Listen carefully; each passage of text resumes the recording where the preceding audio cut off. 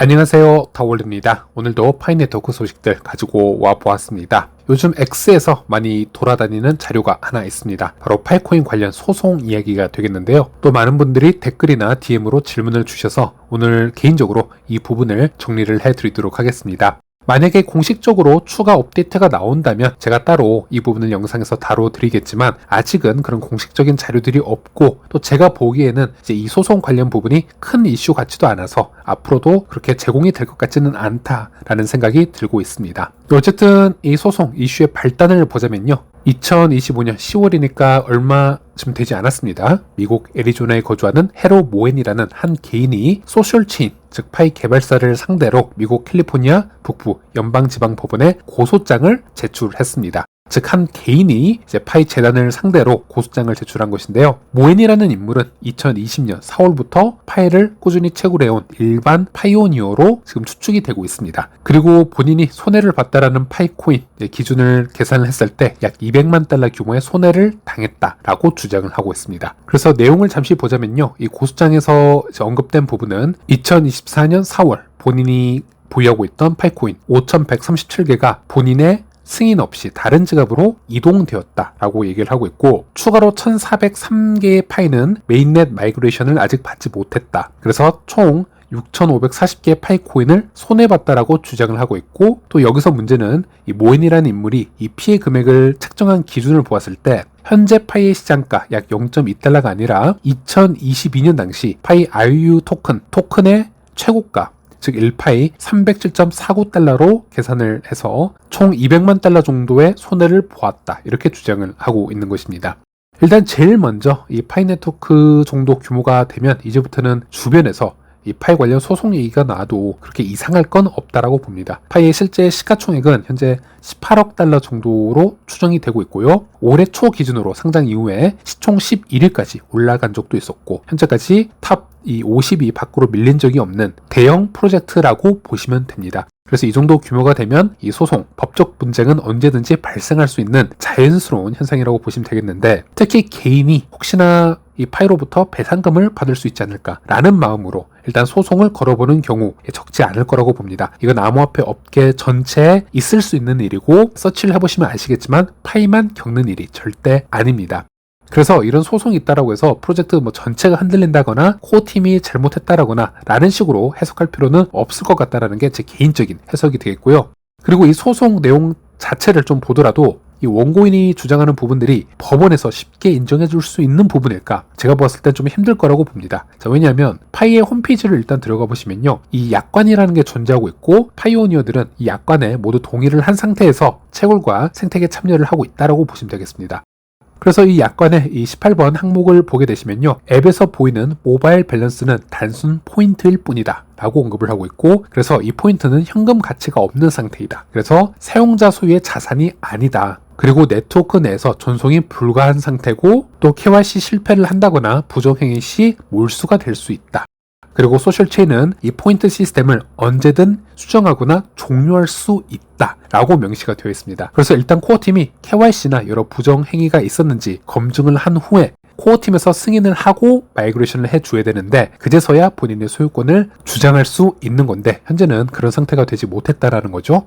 그리고 또 하나 이해가 되지 않는 부분이 이제 소송을 걸게 되면서 1파이 가격을 2022년 당시 IOU 토큰 최고가 307달러를 기준으로 손해액을 계산한 부분이 되겠는데요. 하지만 이 307달러를 기록했던 가짜 IOU 토큰은 스캠 코인이었죠.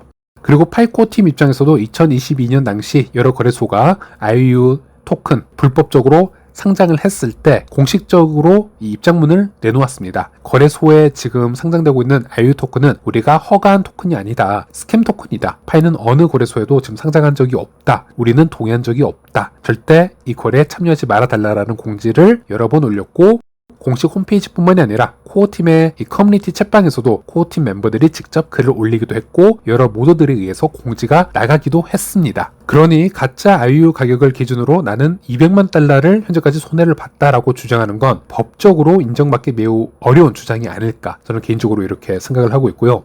또 소송을 제기하면서 본인 지갑에 있던 약 5,137개의 파이코인이 본인이 모르는 사이에 다른 지갑으로 이동이 됐다, 이런 부분을 보더라도 이 부분은 비스탁형 지갑의 특성 때문에 일어날 수 있는 일이 되겠는데요. 비스탁형 지갑의 특성을 보면 이 지갑에 대해서는 코어 팀도 컨트롤이 불가능하다라고 보시면 되겠습니다. 오직 지갑 소유자만 비밀 구조를 알고 있기 때문에 그 지갑에 접근이 가능하고 자산을 이동시킬 수 있는데, 만약에 이 비밀 구조를 타인에게 노출하게 되면은 그 자산이 도난될 수 있습니다. 이것은 코어 팀과는 관계가 없고요. 그래서 이런 비스탁형 지갑이 있는 암호화폐 세계에서는 해킹이나 이 피싱의 피해는 지갑 사용자가 오롯이 책임을 져야 된다는 얘기가 되겠죠. 즉, 전 세계 모든 블록체인 프로젝트가 같은 원칙으로 운영이 되고 있습니다. 만약에 이런 해킹 사건을 해당 재단이 모두 보상을 해야 된다면 암호화폐 시장 전체가 운영이 불가능하다라고 보시면 되겠습니다.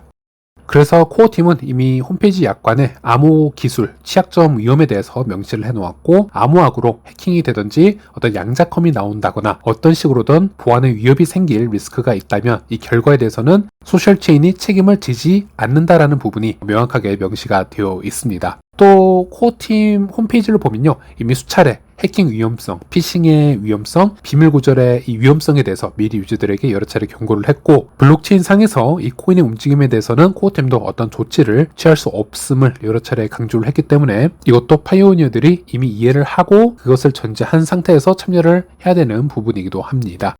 그리고 또 중요한 부분은 우리가 지금 이렇게 듣고 있는 해킹 사건, 나도 모르는 사이에 코인이 다른 지갑으로 이동하였다 이렇게 주장하는 부분들이 진실인지 그것이 거짓인지 우리가 알 수가 없습니다. 실제 해킹이 당한 것인지 아니면 본인이 몰래 뒤에서 파이코인을 현금으로 팔아놓고 해킹 당했다라고 얘기를 하는 건지 이것조차 구분을 하기가 힘이 듭니다. 이것은 블록체인 외부에 있는 요소를 얘기하는 것이기 때문에 우리가 그런 요소까지는 우리가 구분을 해낼 수가 없고요. 그래서 저 원고 입장에서도 본인 지갑에 있는 코인 5137개의 파이코인이 실제 해킹당해서 다른 지갑으로 도난당한 것인지 아니면 누군가에게 팔아 넘긴 것인지 법원에서 증명하기가 쉽지 않을 겁니다. 그래서 다 명확하지 않은 주장들이라는 거죠. 그래서 이러한 내용들 때문에 법원이 원고의 손을 들어줄 가능성은 굉장히 낮다라고 보시면 되겠고, 그래서 이 소송은 커뮤니티에서 과장된 이 퍼드에 가깝다라고 보시면 되겠고, 파이 프로젝트 자체에는 어떤 실질적인 리스크가 거의 없을 것이다 라는 게 제 개인적 의견이라고 보시면 되겠습니다.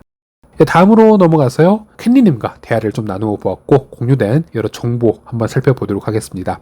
지난주에 파이 노드 0점 사태가 다시 발생을 하였고, 그래서 국내 모더님 글을 보게 되면요, 11월 28일 노드 상태에 대한 안내라고 해서 코어팀은 보안상 문제로 모더들에게 미리 언급을 하지는 않았는데 현재 노드 보너스는 조정 중이고 이 값은 변경이 될 수 있고, 그래서 이 0점 사태에 대해서 코어팀의 답변을 기다리는 중이다 라고 얘기를 하고 있습니다. 그리고 과거에도 대규모로 점수 하락 또는 0점 사태가 있었기 때문에 코어팀이 이 부분에 대해서도 작업 중이라고 예측을 하고 있다라고 이제 얘기를 하고 있고요. 그래서 작년의 경우 8월과 9월에 이 노드 보너스 조정 작업 때문에 수많은 노드가 보너스를 0점으로 받는 일들이 발생했고, 그리고 그 월별 이 채굴 속도가 각각 21%, 16%씩 상승한 이력이 있었습니다. 그래서 이번에도 채굴 속도가 또 급격하게 올랐기 때문에, 그래서 작년과 마찬가지로 이번에도 대규모로 노드 보너스 조정 작업들이 시작된 것이 아닌가라는 합리적인 의심을 해볼 수 있겠습니다.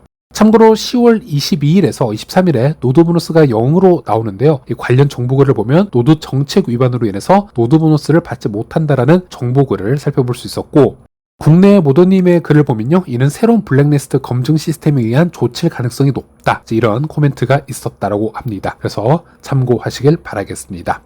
그리고 지난주 금요일 새벽에 개발자 기술 Q&A가 있었다고 합니다. 코어팀 멤버와 개발자들의 간단한 대화들이 있었는데 몇 가지 요약을 해서 추려드리자면, 일단 개발자 관련 멀티시그 지갑에서 파이 브라우저의 D앱에서 유저에게 알람 보내기 기능이 올해 말이나 내년 초에 출시 예정이라고 합니다. 그리고 현재 테스트넷에서 진행 중인 파이 토큰의 기능이나 한계성에 관해서 아직도 여러 가지 이야기가 많이 공유가 되고 있는데 좀 더 명확한 정보가 더 필요할 것 같습니다. 하지만 지난주에 얘기가 됐던 부분을 짚어보자면요, 일단 파이 앱에서 파이 외 다른 토큰 결제 지금 미지원이 되고 있는데, 미래에는 파이 앱에서 파이 코인 외에도 여러 DF 토큰으로 결제가 가능해질 수 있을지 여기에 대해서 질문이 있었고, 아직까지 여기에 대해서는 답변을 좀 기다리고 있는 중이라고 합니다.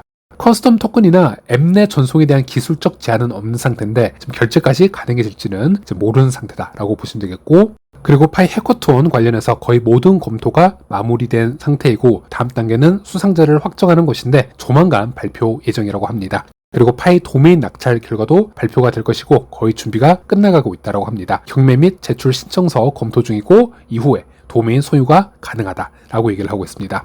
그리고 그 외에도 개발자를 위한 새로운 이니셔티브 진행 예정이고 타 프로젝트의 개발자 프로그램이 어떤 지원을 하고 있는지 조사 중이다. 이런 대화들이 오고 갔던 걸로 보여집니다. 네, 이번 영상은 여기까지 하겠고요. 다음 영상에서 다시 찾아뵙도록 하겠습니다. 시청해주셔서 감사합니다.